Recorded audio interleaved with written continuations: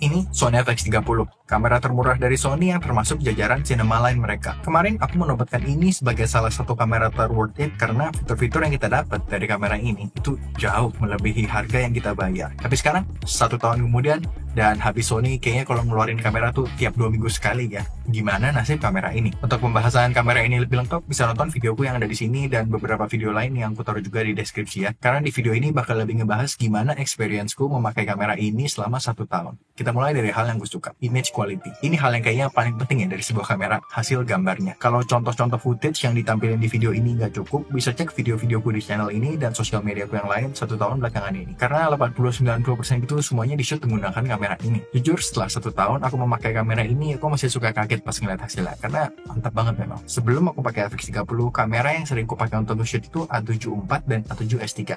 Tapi setelah aku punya kamera ini, aku belum pernah lagi nge-shoot dengan 2 kamera itu. Saat butuh beberapa kamera untuk multicam misalnya, aku lebih prefer untuk ngambil FX30 lagi, ya bukan karena apa-apa juga sebenarnya sih, tapi biar aku bisa copy paste settingnya dari kamera ini ke kamera yang lainnya dengan gampang. Jadi nanti beberapa kamera itu semua setting dan pengoperasiannya semua sama persis, jadi lebih gampang aja. Lalu kemampuannya di low light. Ini bukan mau bilang kalau sensor yang ada di FX30 ini lebih superior daripada A7 IV, apalagi A7 S3.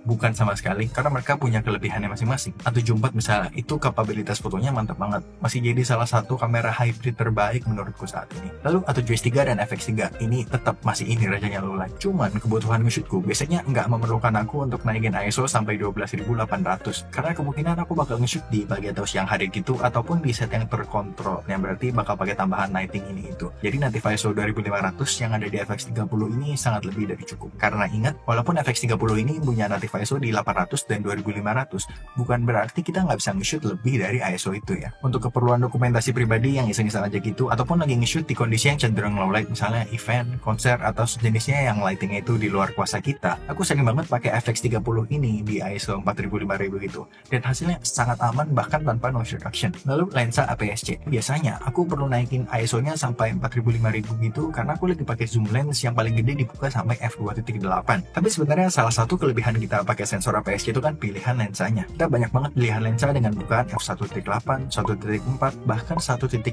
dengan harga yang cenderung jauh lebih murah daripada full frame ekuivalennya. Misalkan lensa Trio Sigma, lensa dari Viltrox, atau bahkan lensa dari Sony sendiri. Yang jelas, kalau dari third party pasti lebih murah daripada yang dari Sony-nya sendiri. Selain harganya yang lebih murah, biasa size-nya itu juga lebih kecil daripada full frame ekuivalennya. Yang biasa ini selalu jadi poin plusnya. Walaupun kadang ada aja sih memang yang nggak kecil, misalkan lensa Sigma 16mm f1.4, ataupun lensa zoom dari Sigma juga yang 1835mm f1.8. Tapi coba bayangin, itu lensa zoom lens dengan bukaan f1.8 rata dari 18mm sampai 35mm. Mana mungkin kita bisa dapat lensa kayak gitu di full frame. Yang paling mendekati paling lensa dari Canon 2870mm f2. Tapi itu lensanya ukurannya segede galon aqua. Udah gitu harganya dapat 2 Sony FX30 lagi. Jadi overall secara umum nih ya, lensa-lensa untuk kamera APS-C pasti lebih murah dan lebih kecil daripada full frame ekuivalennya. Lalu berikutnya body kamera. Aku pernah bahas sedikit dulu, tapi awalnya itu salah satu alasan aku pindah dari A7 III ke A7C itu style bodinya. Lebih kotak gitu loh, nggak ada jidat buat viewfindernya yang aku pribadi nggak pernah pakai anyway. Selain style bodinya, build-nya ini juga mantep banget. Persis banget sama FX3, bener-bener cuma beda tulisan di bagian atasnya ini aja. Jadi aksesoris di antara 2 kamera tersebut termasuk cage itu interchangeable ya. Physical buttonnya juga banyak.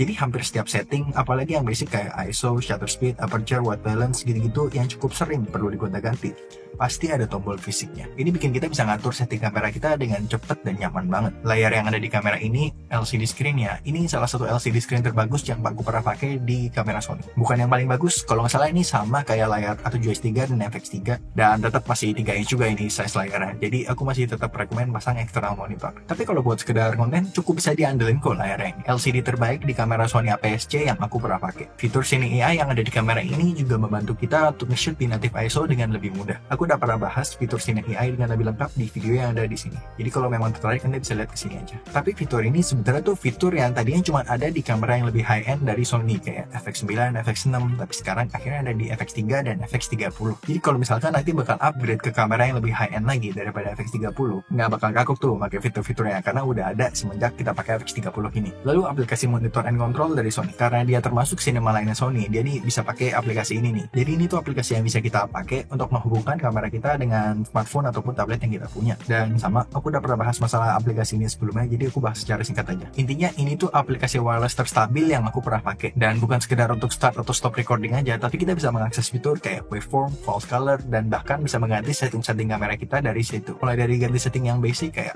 ISO, shutter speed, aperture, sampai ke titik fokus. Jadi bahkan kita tuh bisa full fokus lewat aplikasi ini. Sejauh ini kamera Sony yang kompatibel sama aplikasi ini tuh setahu aku cuma FX9, 6, FX3, dan FX30. Nanti kayaknya kamera-kamera Alpha Sony juga dapat support, tapi yang fix dapat support tuh cuma A7S3 dan A1 setahu aku ya. Yang lain kayaknya belum fix deh. Dan memang ini tuh aplikasi wireless terstabil yang aku pernah pakai. Tapi tetap kalau pengen wireless monitor dengan hasil yang terbaik, misalnya untuk jadi director's monitor atau sejenisnya, aku tetap lebih rekomen pakai proper wireless system. Ataupun nyambungin kamera ke HP atau tabletnya ini dengan kabel pakai aplikasi monitor yang kontrol itu. Jadi nggak wireless. Sekarang kita masuk ke hal yang aku kurang suka, cageless design. Sebenarnya kalau kita balik lagi ke awal tadi, desain bodinya ini sesuatu yang aku suka ya, tombolnya banyak, kualitinya bagus.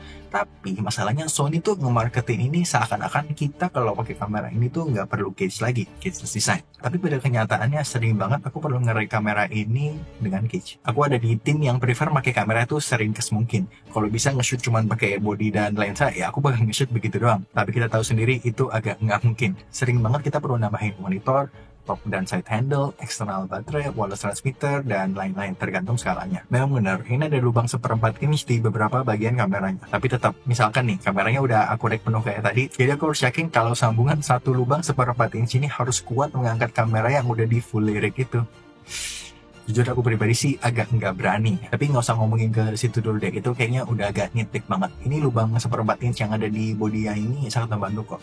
Tapi yang menurutku sangat miss opportunity itu bagian 1/4 inch yang ada di bawah kamera ini. Ini tuh cuma sesimpel kita dikasih satu lubang 1/4 inch di bagian bawah ini. Andaikan kita dikasih dua lubang di bawah yang 1/4 dan 3/8 inch biasanya ya, ini bakal membantu banget. Karena kalau cuma dengan satu skru begini agak lebih gampang untuk longgar gitu. Nggak sekoko pakai dua lah. Yang udah pernah ngerasain bedanya satu skru dan dua skru gitu pasti paham maksud bedanya tuh gimana ya. Lalu yang berikutnya shutter angle. Jujur aku nggak paham sama sekali masalah perrecordingan. Tapi kedengeran kayak sesuatu yang nggak ribet nggak sih? Nambahin update shutter angle ke sistem kamera kan kayak tinggal ngatur FPS kali 2, FPS kali 4 dan seterusnya. Jadi kita ntar tinggal milih mau 180 derajat atau 90 derajat dan lain-lain. Kayak Lumix aja tuh bisa taruh shutter angle di sistem mirrorless-nya. Kenapa ini nggak bisa? Jadi jujur aku nggak paham kenapa Sony nggak naruh fitur itu sampai sekarang. Dan udah itu aja sih. Jadi kamera ini untuk siapa? Overall menurutku kamera ini cocok banget buat videographer atau filmmaker yang mau memakai kamera ini untuk kebutuhan profesional. Untuk para prosumer juga kalau kita ngeliat harganya yang bakal kita bahas bentar lagi, ini juga masih oke banget. Soalnya pas kita pakai kamera ini tuh rasanya kayak kita mau pakai buat apa aja kamera ini tuh bakal bisa. Overheating nggak perlu takut. Ini ada internal fan-nya, 10-bit color, yang berarti kita bisa dengan leluasa memakai S-Log 3. Mau dipakai streaming untuk waktu yang panjang, aman juga. Karena walaupun dia ada internal fan-nya, itu sama sekali nggak berisik. Jadi intinya kamera ini tuh tahan banting banget. Mau dipakai ngapain aja, bisa. Mau dipakai telanjang kayak ini buat sekedar konten, bisa. Bahkan untuk konten vertikal, kita bisa pasang plate langsung di bagian sampingnya ini. Jadi kalau mau nge-shoot konten vertikal, nggak perlu cage atau bracket, ataupun nggak perlu kepala tripodnya dimiring-miringin lagi gitu ya. Tapi kalau misalkan lagi ada di produksi yang lebih serius, kamera yang perlu di-rig, ini bisa banget. Jadi intinya ini kamera yang fleksibel banget. Mungkin lebih gampang kalau mikirnya gini, kita tuh punya banyak banget pilihan kamera mirrorless, tapi rata-rata itu sebenarnya kamera mirrorless untuk foto yang kebetulan bisa nge-shoot video.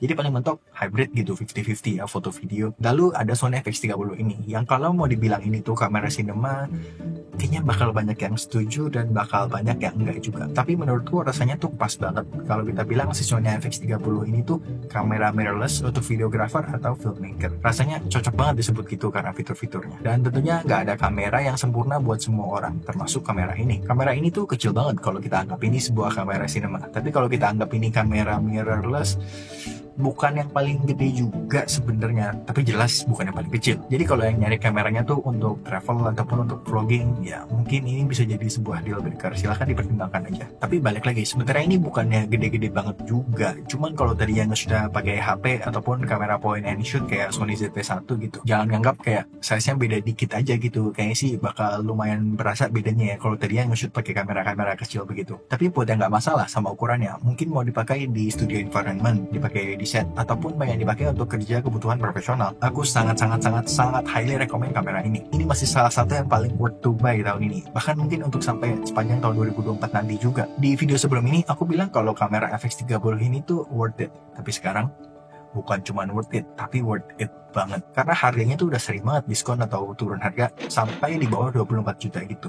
Jadi selisihnya tuh nggak sampai 2 juta sama Alpha 6700. Jadi buat para rekan videografer, aku sangat rekomen nabung lagi sedikit untuk ambil FX30 dibandingin 6700. Tapi balik lagi, nggak ada kamera yang cocok untuk semua orang. Buat yang mungkin suka foto atau nyari kamera yang compact buat travel misalnya, mungkin Alpha 6700 ini lebih cocok. Ujung-ujungnya ya balik lagi, tergantung kebutuhan dan prioritas. Atau buat yang malas belajar kamera atau ngulik-ngulik kamera atau nggak mau ganti lensa, mungkin cocoknya pakai kamera compact kayak ZV-1 Mark II ataupun DJI Pocket 3. Tapi kemungkinan besar kalau para penonton yang ngeklik video ini apalagi sampai belakang ini kayaknya bakal lebih tertarik sama kedua kamera itu tadi ya, FX30 atau Alpha 6700. Silahkan cek barang via link di bawah untuk harga terupdate-nya dan silahkan taruh pertanyaan di komen kalau ada yang mau ditanya dan belum dibahas di video kali ini. Itu aja video kali ini, sampai ketemu di video berikutnya. Bye.